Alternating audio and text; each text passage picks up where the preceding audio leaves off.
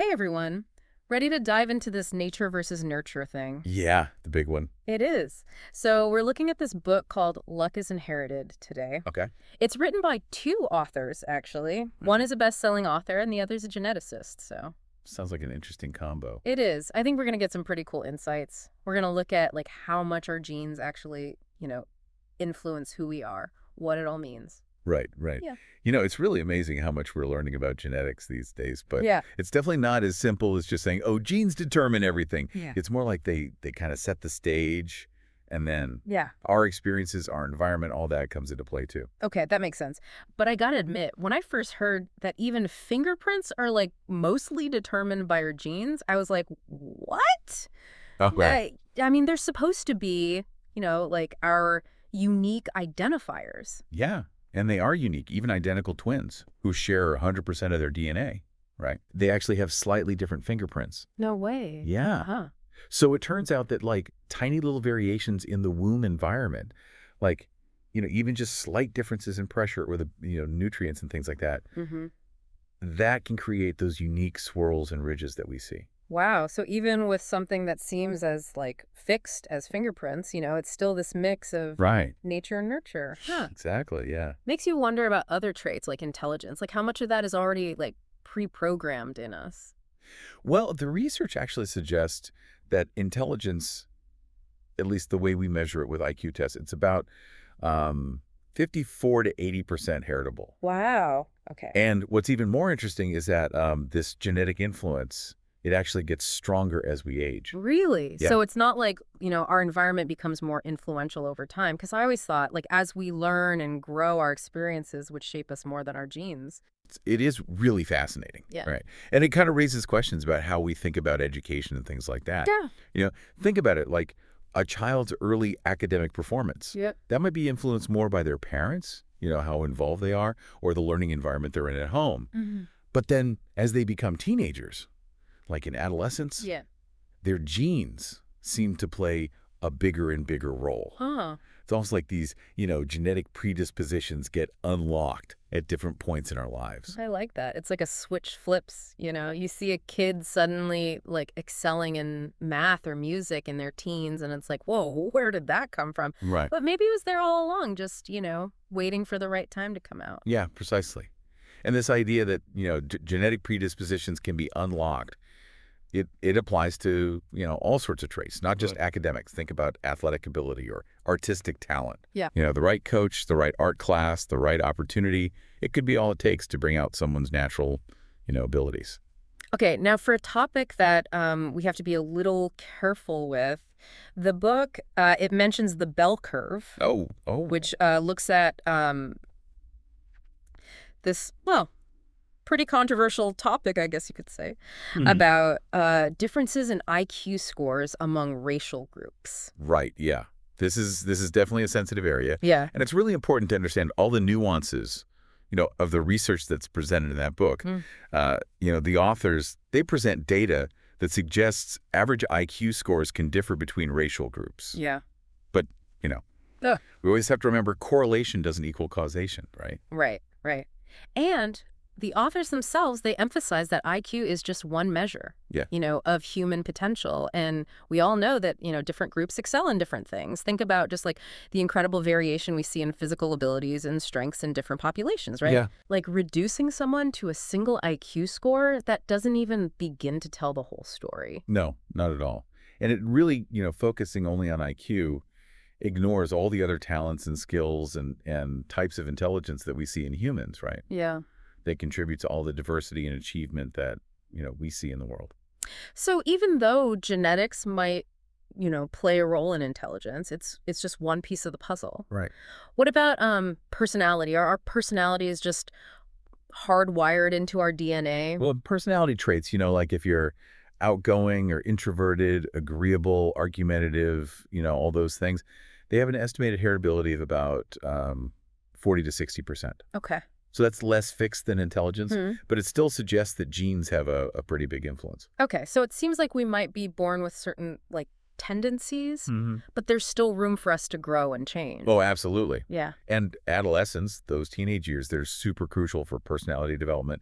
That's when things really start to solidify. Mm. And, if someone has a really turbulent or unstable upbringing during those years, Hmm. that can have a lasting impact on, their emotional well-being, how they interact with the world, all of that. Yeah, it makes you realize how important it is to create that supportive and, nurturing environment, especially for teenagers. Yeah, for sure.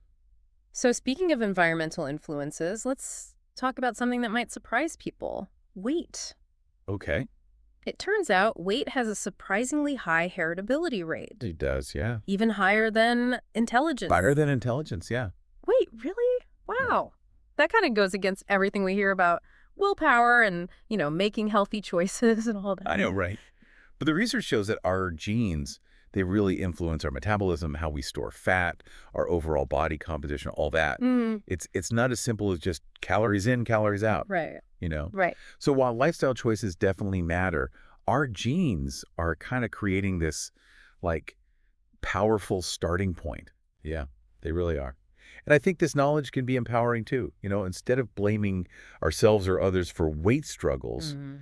we can start to understand obesity as this complex interplay of, genes and environment. Yeah. And that can lead to, more compassionate and effective approaches to health and wellness for everyone. And it really highlights that. Like, we need personalized approaches, right? What works for one person might not work for another Exactly. based on their own unique, genetic makeup. Exactly.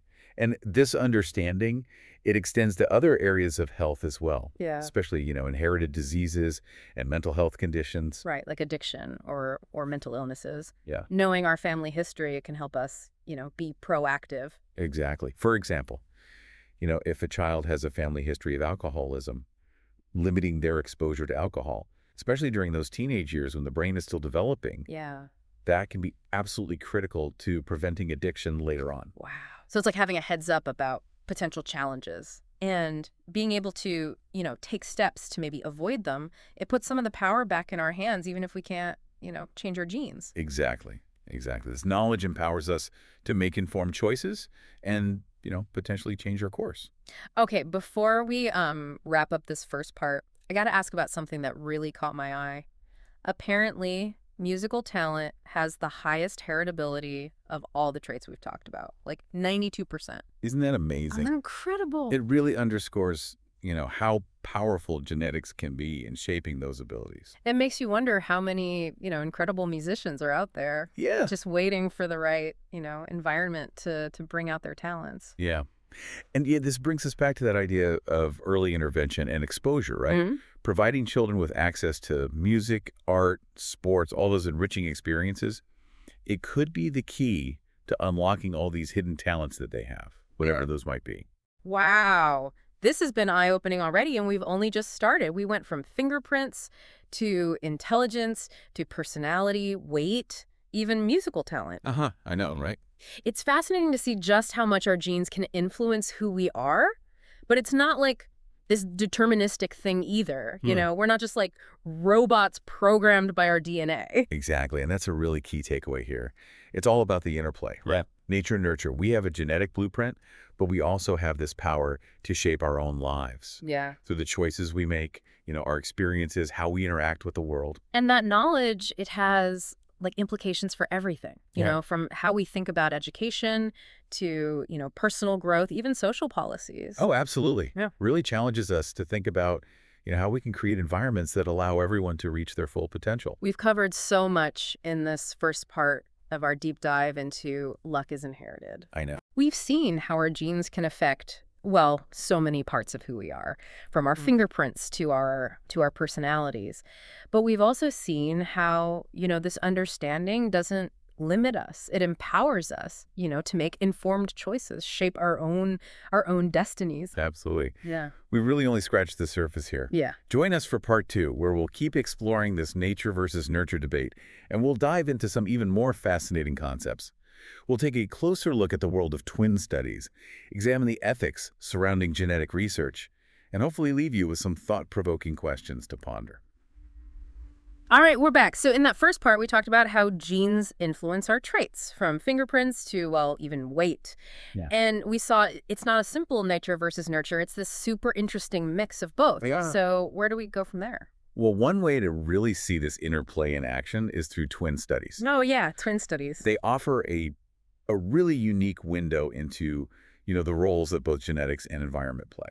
I've always been fascinated by twins, especially identical twins. It's mind-blowing how much they look alike. Yeah. But how do twin studies actually, help us understand this whole nature versus nurture thing? Okay, so imagine this.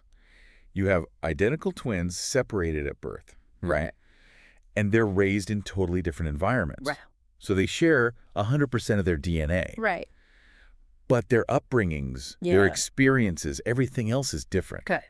By studying those twins, researchers can start to tease apart, the influences of genes versus environment on all sorts of traits. That's really clever. It's like a natural experiment almost. It is, yeah. So what have these studies shown us? What have they found? Okay, so get this. Even when identical twins are raised apart, they often show really striking similarities No kidding. in their personality, their intelligence, their interests, even their mannerisms. Get out. Yeah. There are so many stories of twins who are separated for decades and then they meet for the first time. Yeah. And they find out they have the same hobbies, the same fears, even the same taste in music. Wow, that's mind-boggling. It really highlights just how much our genes, contribute to who we are. It does. It really does. But here's where it gets even more interesting. Okay. Twin studies have also shown that even for traits with high heritability, environment still plays a role. Okay. So identical twins raised together, they tend to be even more similar than those raised apart. Ah, that makes sense. So even with identical genes, different environments can kind of lead to variations in how those genes show up? Exactly. Think of it like this. Our genes provide the blueprint, right? Okay. But our environment can influence how that blueprint is actually read and put into action. Okay. That makes a lot of sense. It's like this constant back and forth, Right. between our genes and the world around us. But this knowledge, it brings up some pretty big questions, doesn't it? It does, yeah. If our genes have such a big impact on who we are, what does that mean for us? For our decisions as individuals, as a society. Right. I mean, should we be using genetic testing to tailor education plans or career paths Right, yeah. based on someone's, predispositions? Wow. And what about, the potential for discrimination based on someone's genetic profile? I mean, should we be screening embryos for certain traits? Wow, those are big, those are weighty issues. They are. Yeah. And they're complex. Yeah. And they're things that we, as a society, we really need to think about carefully. Yeah, those are really, really profound questions. It seems like we're entering, a whole new frontier with genetic research and all its potential, applications. So how do we navigate this? Well, I think it starts with, really understanding the science Okay. and its limitations. Yeah. We need to be having open and honest conversations about the potential benefits and the risks. And I think the most important thing is remembering that genetics, it's just one part of the human story. Yeah. Okay. I'm starting to grasp the complexity of this. It's like we're dealt a certain hand of cards at birth. Yeah. But how we play those cards, that's up to us. I like that. Yeah. We can't control our genes, but we can control how we respond to them. Yeah. The environments we choose, the opportunities we seek out. Okay. We have the power to shape our own lives, even within the framework of our DNA. So it's not about just resigning ourselves to fate. It's about understanding our predispositions and then using that knowledge to empower ourselves. Exactly. And we can use that knowledge to make informed choices, Yeah.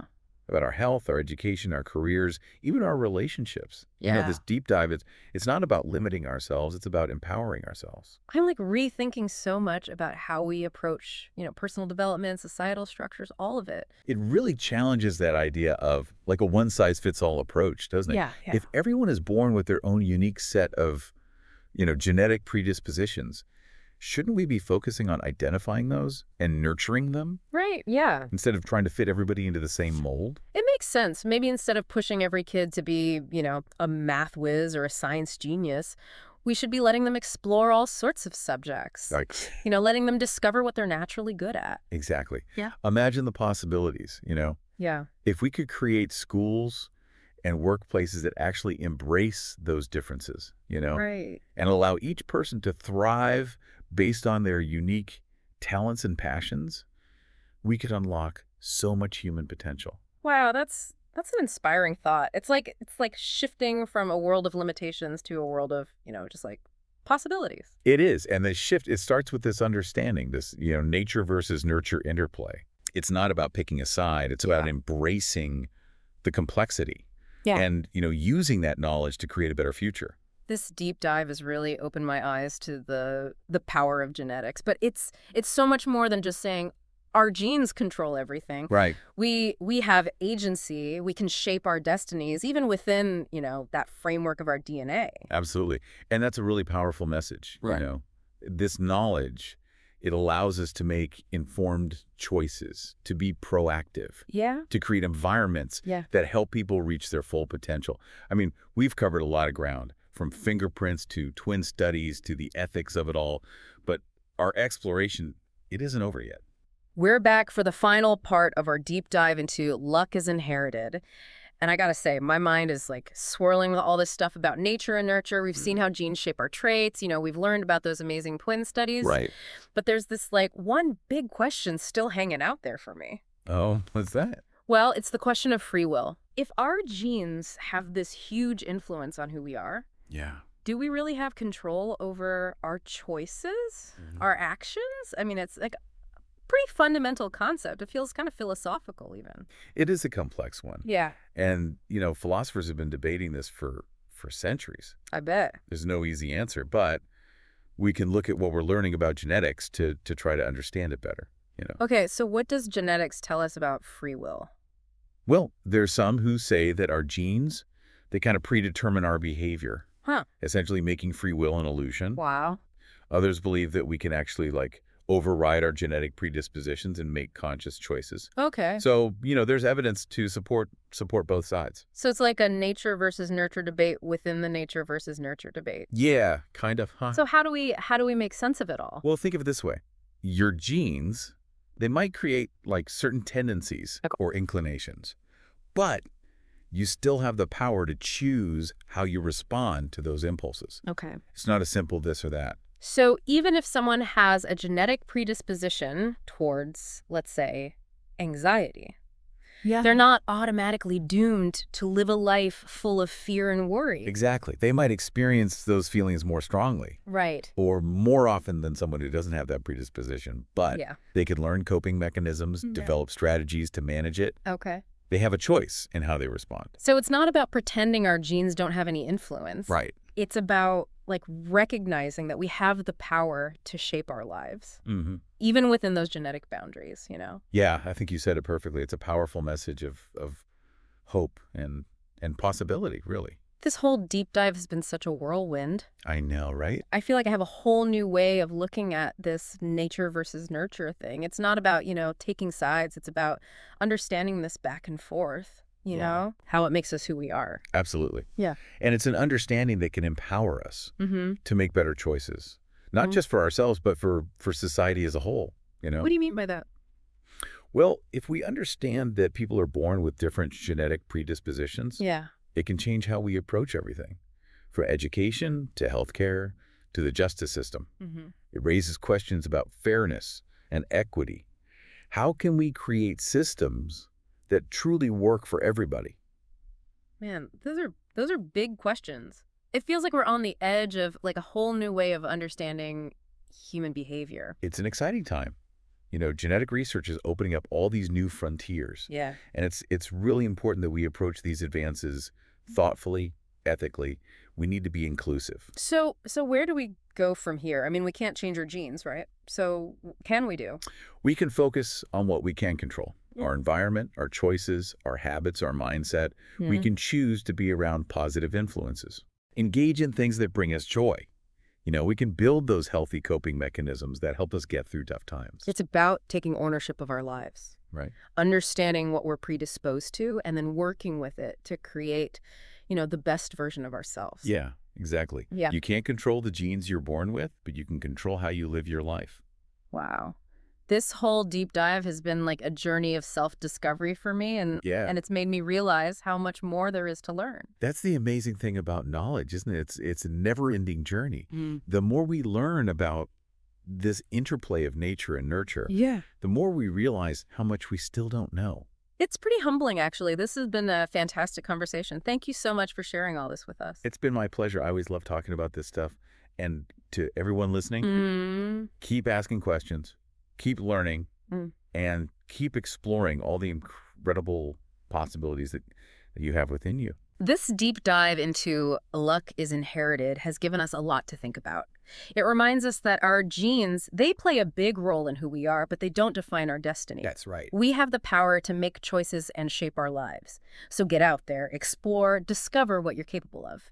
And thanks for joining us on this deep dive.